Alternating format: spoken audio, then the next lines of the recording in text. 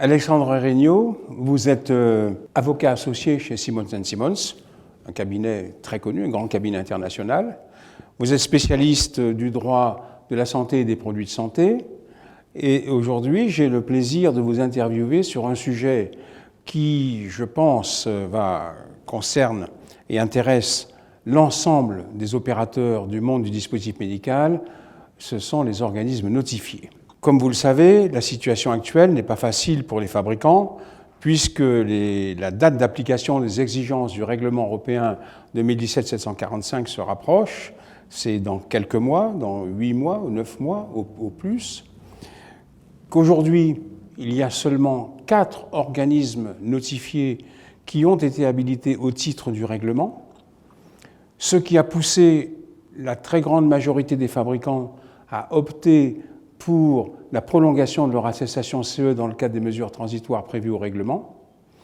Cette prolongation, de toute façon, n'est pas éternelle. Il faudra quand même bien que ces fabricants passent sous les fourches codines du règlement. Et par ailleurs, vous avez également le cas des fabricants dont les produits qui étaient en classe 1 passent en classe 2A ou 2B, et ceux-là, de toute façon, devront passer sous les fourches codines du règlement dès le 26 mai 2020.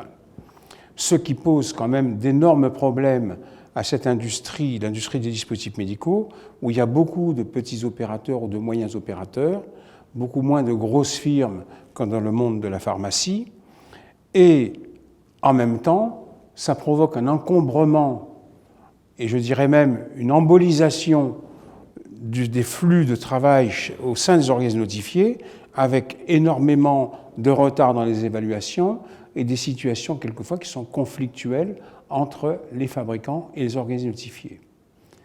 Ma première question sera: quelles sont les situations conflictuelles?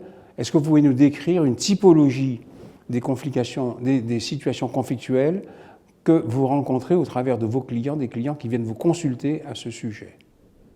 Merci Yves. Alors effectivement, on est très occupé en ce moment sur ce type de situation, parfois très inquiétantes, parfois graves, et qui sont, si on essaie de les catégoriser, de 2 ordres. Dans cette situation d'encombrement que vous avez rappelée, le premier type de situation, c'est l'industriel qui, pour la première fois, a affaire à un organisme notifié.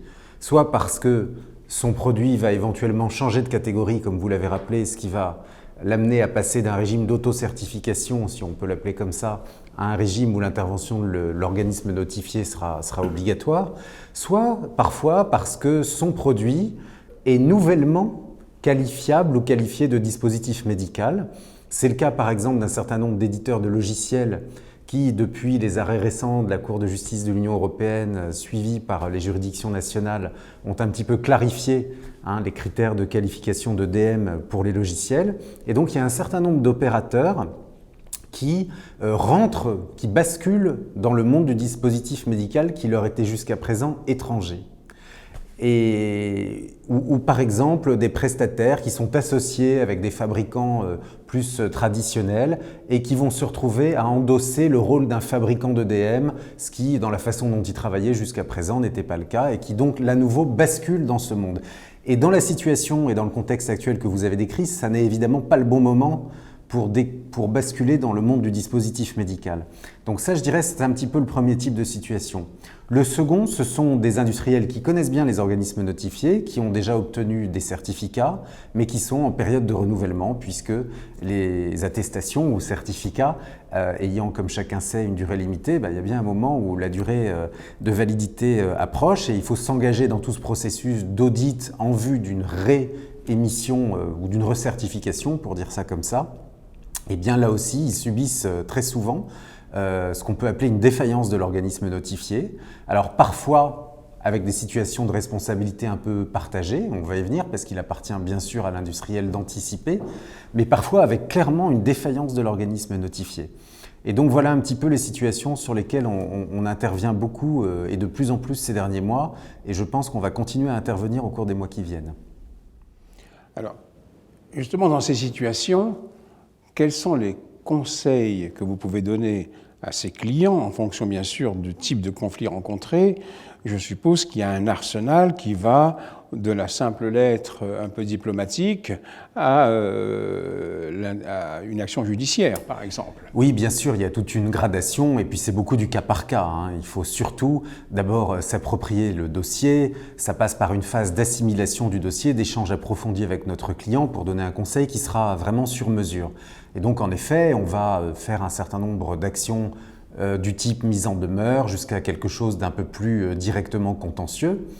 Mais surtout, on va, avant même d'envisager une approche contentieuse, chercher la ligne de crête pour quand même continuer à pouvoir bénéficier de l'input de l'organisme notifié s'il n'est pas trop tard et d'obtenir la fameuse certification ou recertification. Parce que finalement, on voit que les situations pathologiques, pour dire ça comme ça, ont des causes assez différentes. Bien sûr, il y a le contexte général que vous avez rappelé, mais après, la façon que peut avoir un organisme notifié d'être défaillant, si on peut le dire comme ça, a plusieurs causes. Il y a parfois une embolisation pure et simple, une surcharge de travail, pure et simple, sans autre forcément facteur de comorbidité, si on peut dire comme ça. Et il y a également chez certains organismes notifiés, puisqu'on sait bien que dans la situation dont on partait, le niveau d'expertise est quand même assez variable chez cette multitude d'organismes notifiés. Et donc, il y a parfois un déficit de niveau de compétence également. Donc, il faut essayer, en tout cas, notre conseil, c'est d'abord de tout faire pour obtenir le fameux sésame, évidemment. Donc, on va faire très attention à ne pas forcément antagoniser, plutôt que de nécessaire, je dirais, le rapport avec l'organisme notifié. Donc, et même le premier conseil, c'est d'abord d'essayer de les satisfaire, même si leurs demandes peuvent paraître tardives, inappropriées, mal cadrées, mal adaptées. C'est d'abord de les convaincre de la pleine et entière coopération de l'entreprise. Et on fera et on refera et on répondra même à des questions en répétant des réponses qu'on a déjà données, si on voit que c'est l'intérêt de l'entreprise, et parfois un peu en serrant les dents, d'obtenir le certificat ou le certificat renouvelé, avant évidemment de se retrouver dans une situation de gap sans certificat qui bien sûr est catastrophique. Enfin, on va en reparler également, mais en tout cas qui convient en premier lieu d'éviter à tout prix. Donc ça, c'est une première chose, c'est vraiment, on va dire, garder une ligne quand même de communication ouverte le plus possible et d'un point de vue interne et organisationnel, mettre tous les moyens à disposition et parfois ça nécessite une mobilisation un peu extrême sur une période de temps raccourcie, y compris en faisant appel à des personnes au sein de l'entreprise dont ce n'est pas forcément la fonction première, mais parce qu'on est à un niveau crucial et on est sur un mode projet, on va dire, dont dépend la survie du portefeuille de produits et parfois pour une petite société, la survie de l'entreprise. Donc ça, je dirais, c'est quand même un petit peu le premier axe de réflexion. Et on va anticiper, en parallèle, on va tâcher d'anticiper cette situation a priori grave qu'est bien sûr l'expiration du certificat sans renouvellement ou prorogation immédiate. Alors là, je dirais, il y a plusieurs façons de faire, enfin il y a plusieurs axes sur lesquels on va travailler en gardant toujours cette approche sur mesure, bien sûr. La première, c'est d'organiser le circuit de distribution, d'informer les clients et de s'organiser pour avoir, dans les limites de ce que permet le marché en question et le portefeuille de produits en question, bien sûr, en faisant attention également aux périodes d'expiration des produits, etc. Mais de faire au maximum un transfert une vente, un transfert de propriété et une libération des produits vers le circuit de distribution avant l'expiration. Donc, c'est une logique en réalité de stockage, ce qui impose bien sûr la pleine coopération des clients et donc l'information des clients. Ça, c'est une chose. Ensuite, il y a un axe évidemment de dialogue avec les autorités nationales, puisque ces organismes notifiés, quoi qu'ils puissent en penser, travaillent sur la supervision des autorités nationales et bien sûr de la Commission européenne qui les a approuvés au moment de leur désignation. Néanmoins, il est donc important de se poser la question et en général de ne pas se poser la question, mais d'avancer vers un dialogue et d'entamer un dialogue vers les autorités nationales. Alors, il va y avoir quoi comme autorité nationale? Idéalement, les autorités de l'ensemble des pays où les produits sont commercialisés, mais enfin, Parfois, le pragmatisme et la réalité fait que ça n'est pas nécessairement possible d'informer l'ensemble des autorités nationales compte tenu du nombre de pays concernés. Donc là encore, on va procéder de manière assez pragmatique avec une logique de priorité, en faisant en priorité attention, en général, à l'autorité du pays d'établissement de l'industriel, qu'en général celui-ci voudra soigner, et à l'autorité dont dépend bien évidemment l'organisme notifié en question. Donc il y en a déjà au moins deux à privilégier, et là encore une logique de dialogue, de transparence, qui de toute façon, même si l'on n'obtient pas nécessairement ce qu'on cherche, instaurera à terme une qualité de relationnel avec l'agence qui sera toujours utile. Donc voilà un petit peu un certain nombre d'axes. Ensuite, on a bien sûr, au moment où la date approche et où donc la tension monte, la préparation de cette fameuse prorogation dont vous parliez, qui parfois est une solution, et on sait que ça a été fait par un certain nombre d'organismes, notamment en France, en Belgique, au Luxembourg, toujours avec l'aval de l'autorité nationale, de l'autorité compétente, sans laquelle l'organisme, selon notre expérience, n'acceptera jamais d'accorder une telle prorogation. Là, vous parlez de la prolongation dans le cadre d'un renouvellement d'une attestation qui arrive à son terme, mais pas dans le cadre de mesures transitoires du règlement. Absolument, tout à fait. Voilà, donc je dirais c'est un travail qui impose à la fois être très vigilant sur la nature des produits, sur les volumes, sur les flux, sur l'organisation contractuelle, logistique, et ça impose également d'avoir une ou deux personnes contact clés et chefs d'équipe au sein de l'entreprise qui va centraliser toute cette stratégie en relation, le cas échéant, avec le conseil extérieur et qui va pouvoir impulser les directions à l'ensemble des opérationnels concernés en faisant des points suivant la gravité, je dirais, de la situation et la date, le caractère proche de la date fatidique, en faisant des points très réguliers, une fois par semaine, une fois par jour s'il le faut. Donc voilà un petit peu les principaux axes généraux d'intervention. On a également, bien sûr, très souvent une logique de transition vers un autre organisme notifié quand on s'aperçoit que celui-là, manifestement, ne sera pas en mesure de répondre de manière satisfaisante. Donc là, il va y avoir un travail d'abord d'identification du futur organisme, avec un certain nombre de critères, comme bien évidemment le fait que, s'il possible, il soit déjà dans les quelques-uns, mais on va espérer que le nombre augmente, qui sont déjà bien sûr MDR conformes, mais également l'existence de relations antérieures peut aider.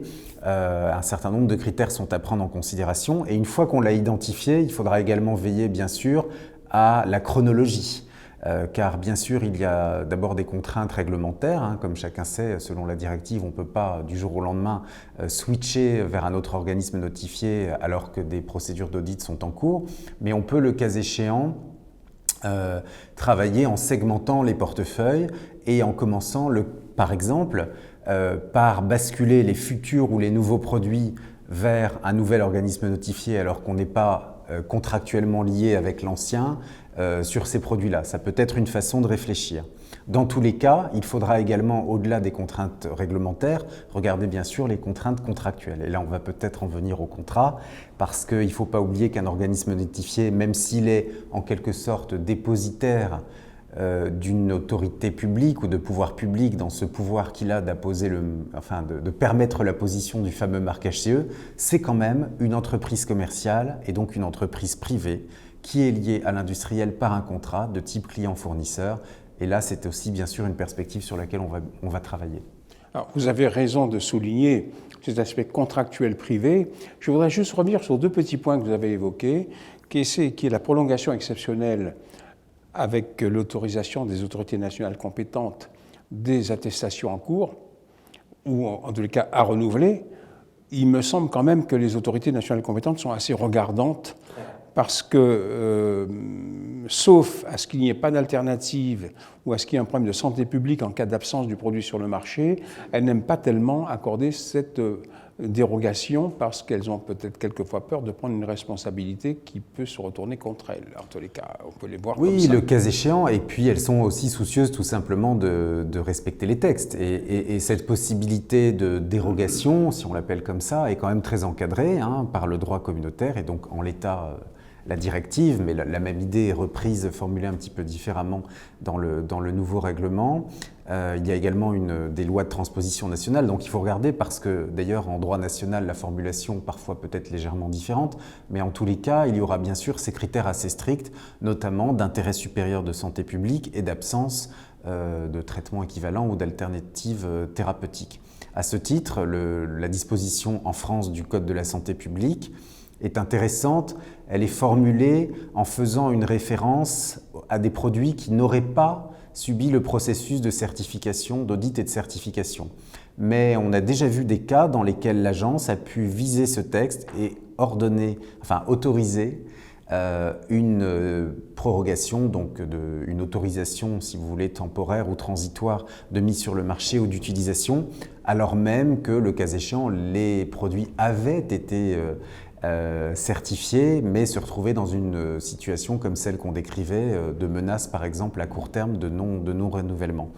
Ça n'est jamais fait à la légère, et on a vu en effet aussi bien l'autorité française que d'autres autorités européennes délivrer ce type d'autorisation dans des conditions listées et très précises, avec bien évidemment des exigences renforcées en termes d'information en temps réel, que ce soit sur le moindre incident, bien sûr, de matériaux-vigilance, mais également sur l'état d'avancement et de remédiation de la situation avec, si telle est la situation, une exigence d'information immédiate quand le nouveau certificat est expiré, bien sûr, ce qui fait tomber automatiquement cette dérogation. Donc quelque chose en effet de très encadré, temporaire et sous condition. Oui, on l'a vu notamment quand un organisme notifié comme la SNCH, par exemple, a arrêté son activité. Alors, mon autre question, c'est le switch pour cause, par exemple, de non-respect du contrat. C'est quand même pas si simple que ça pour un fabricant d'évoquer, de changer, en tous les cas, de faire une demande auprès d'un autre organisme notifié en évoquant une défaillance de son partenaire, le premier organisme notifié. Parce que le deuxième aura tendance à faire attention, à être aussi lui regardant sur la validité du raisonnement, si vous voulez, du demandeur, c'est-à-dire du fabricant. Donc c'est quand même pas simple. Non, bien sûr, ça n'est pas simple. Alors, peut-être d'ailleurs que l'attitude du deuxième pourrait être différente suivant exactement l'historique et suivant la situation dont on part et la cause de cette défaillance. Si le premier, pour reprendre votre exemple, a purement et simplement disparu, bon, on peut imaginer une approche un tout petit peu différente de celle dans laquelle un industriel se plaint d'une tardiveté, d'un manque de diligence, d'un organisme qui par ailleurs continue quand même à opérer. Mais en effet, le second sera très vigilant. Il va également regarder, il va également être attentif aux engagements contractuels. Et ça, bien sûr, c'est très important. Et il n'est jamais trop tôt pour regarder, le cas échéant critiquer, amender, voire proposer un contrat. Parce que dans la pratique, on voit que la plupart des industriels se voient adresser le projet de contrat qui est une sorte de modèle fourni par l'organisme notifié. Mais d'abord, rien n'y oblige. On n'est pas tenu d'utiliser le modèle de l'organisme notifié.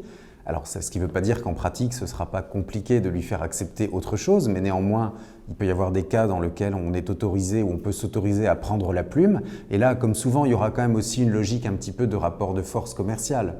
Donc, je dirais un rapport de force qui peut autoriser l'industriel, en tout cas, à soumettre un projet de contrat, pourquoi pas, auquel cas, c'est quand même... Pour nous autres avocats, en tout cas avec cette sensibilité juridique, il y a toujours évidemment un fort avantage à avoir cette maîtrise de la rédaction du contrat.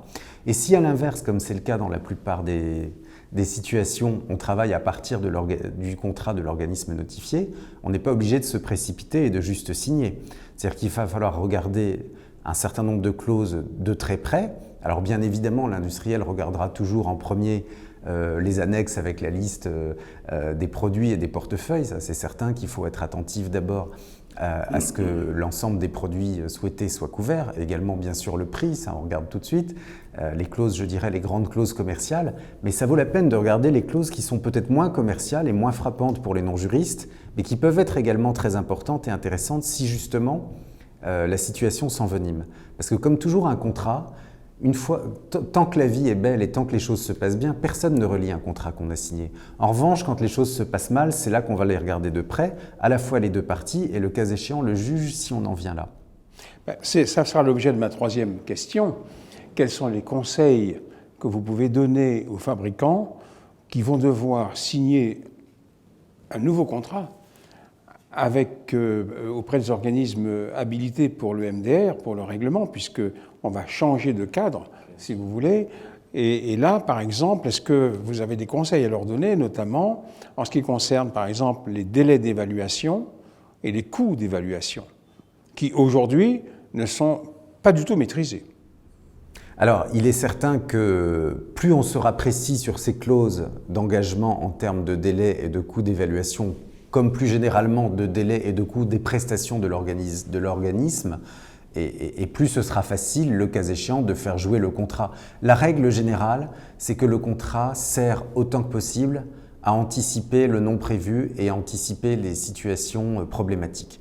Et donc, le travail du juriste, qu'il soit interne ou externe, c'est de retravailler les clauses en essayant de prévoir le maximum de situations pathologiques et de réduire les incertitudes.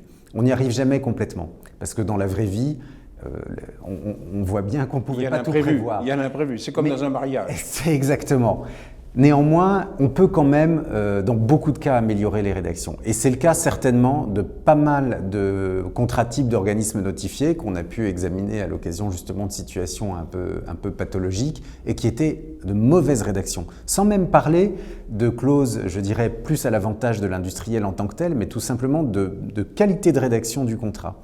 Donc là encore, je dirais, si vous devez, ce qui est quand même encore le cas dans la plupart des situations, vous êtes tenu de travailler à partir du modèle proposé par l'organisme, il faut absolument mettre vos juristes dans la boucle et le screener dans les moindres détails et s'autoriser à proposer des révisions partout où vous pensez que c'est nécessaire. Et c'est une véritable petite négociation au-delà des termes, on va dire, purement commerciaux, voire techniques.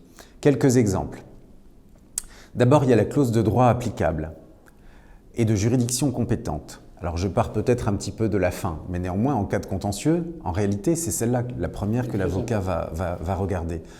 Dans la majorité des cas, l'organisme notifié désignera ou prétendra vouloir désigner le droit de son pays de siège et les tribunaux locaux, ce qui est assez compréhensible. Et ce qui ne veut pas dire qu'on n'a pas le droit de changer, parce qu'entre deux sociétés privées commerciales, la règle c'est la liberté.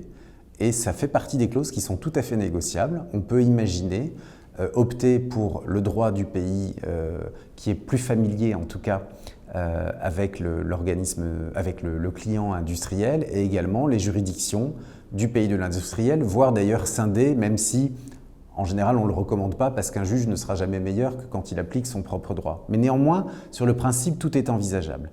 Quand ça n'est pas négociable, parce que c'est quand même un petit peu difficile d'aller contre ces solutions parfois imposées par les organismes notifiés, il faut savoir, et là j'en reviens un petit peu en aval quand la situation devient problématique et contentieuse, il faut dès le début impliquer un avocat local, c'est-à-dire un avocat du pays dont le droit gouverne le contrat, y compris pour faire la première lettre de mise en demeure.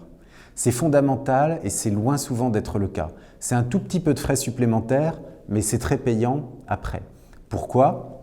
Parce que d'abord, l'avocat, dans la façon dont il va rédiger sa lettre, qui parfois au final n'est pas rédigée de manière très juridique ou très précise, parce qu'on a intérêt à ne pas d'ailleurs nécessairement dévoiler tout de suite les clauses sur lesquelles on va se battre. Néanmoins, il aura lu le contrat, il saura interpréter les clauses du contrat à la lumière de son propre droit, et cette lettre constituera, on va espérer que non, mais si ça en vient là, ça constituera la première pièce du procès qui sera fait contre l'organisme notifié dans le pays local. Et donc elle sera absolument cadrée.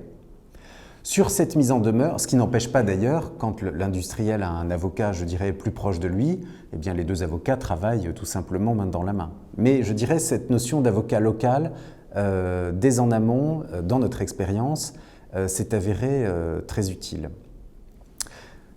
Il faudra également avoir ce dialogue, mais comme sur beaucoup d'autres sujets, très approfondi, transparent, avec les conseils extérieurs de l'entreprise, pour faire, je dirais, de la stratégie et anticiper une éventuelle action contentieuse, bien sûr, mais également pour être attentif au ton du courrier et à garder, le cas échéant, cette ligne de communication, même ténue, si on espère pouvoir encore obtenir quelque chose de l'organisme notifié.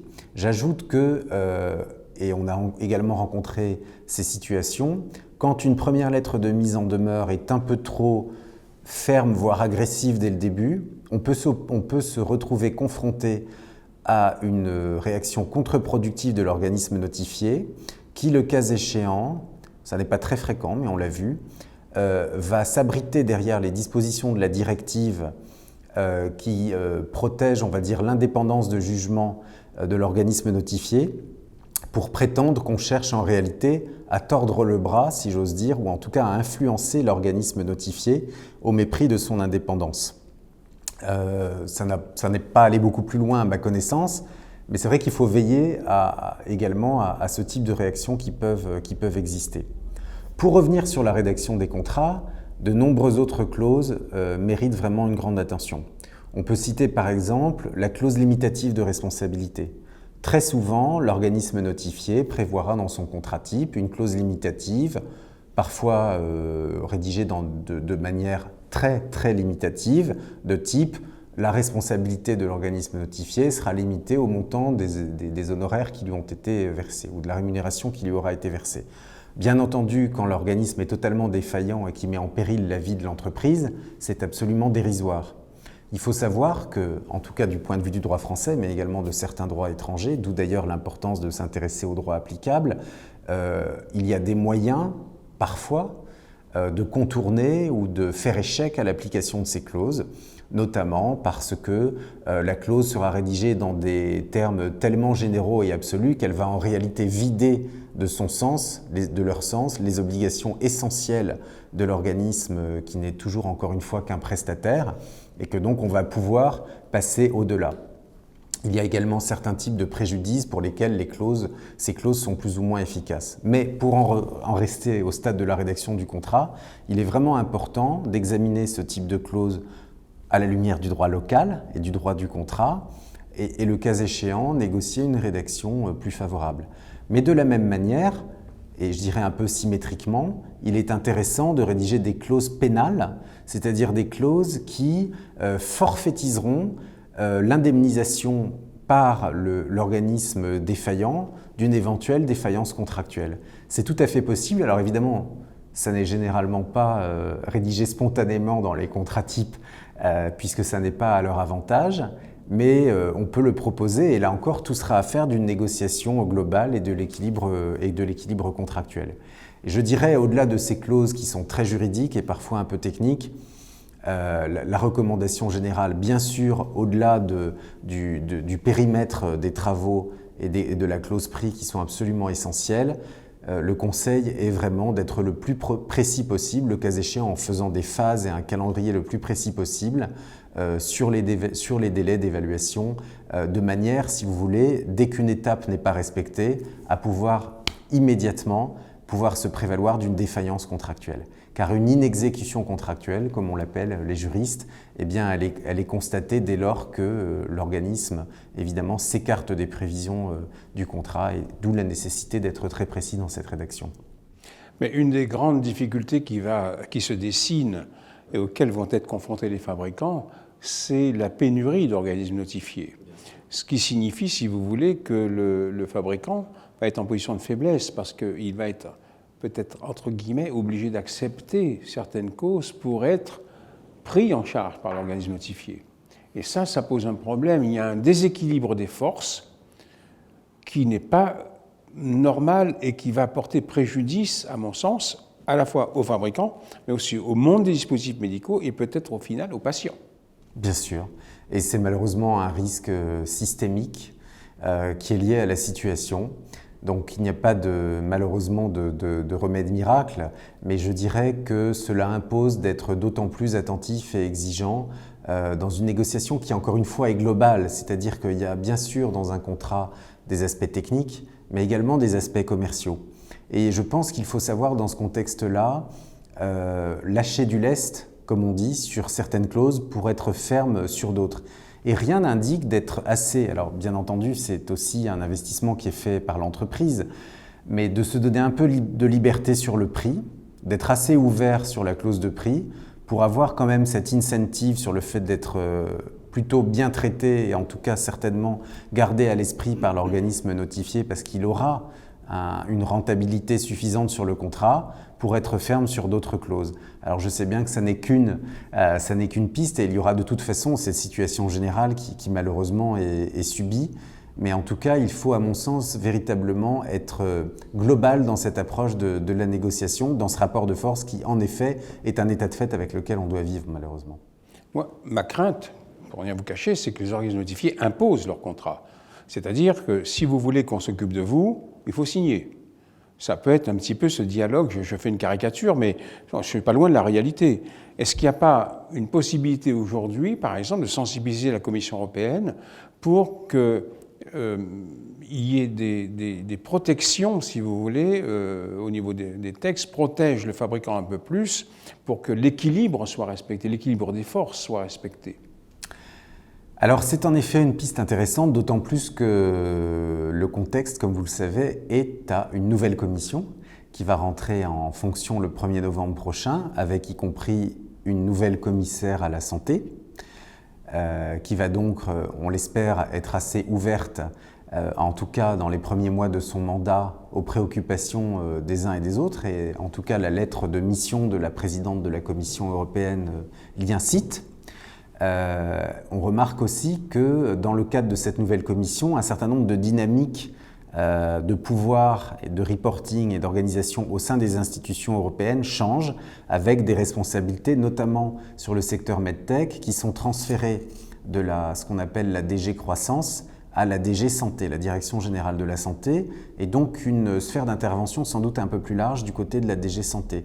Dans ce cadre-là, je pense qu'il est de toute évidence de l'intérêt des industriels de sensibiliser et de chercher à être entendus dès les premiers mois du mandat par la nouvelle commissaire européenne. Alors certes pas individuellement, là ce sont vraiment des démarches collectives via les syndicats professionnels et associations représentatives, nationales ou de préférence même bien sûr européennes. Ça c'est une chose. Maintenant, je ne suis pas sûr qu'il faille être, j'allais dire, exagérément optimiste sur une révision formelle de la législation et notamment du règlement, car même si on peut tout imaginer parce qu'on voit que le goulet d'étranglement quand même se rapproche, et donc il y a peut-être une fenêtre d'opportunité, mais je pense qu'elle est assez étroite dans la mesure où on se souvient tous des nombreuses années et du travail laborieux qu'a représenté l'adoption de ce nouveau règlement, et je ne suis pas sûr que le nouveau Parlement, puisque lui est également le Parlement européen est nouveau, ou en tout cas très jeune, ait un appétit démesuré pour se remettre à la tâche de réviser la législation communautaire sur les dispositifs médicaux.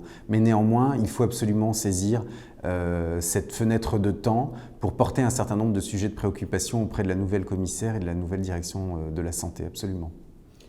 Alexandre, je vous remercie. On va terminer sur vos propos en espérant que le monde des dispositifs médicaux se protège, si vous voulez, d'un danger qui le menace à court terme et qui peut être mortel pour certaines petites et moyennes entreprises. Soyons optimistes. Merci Yves.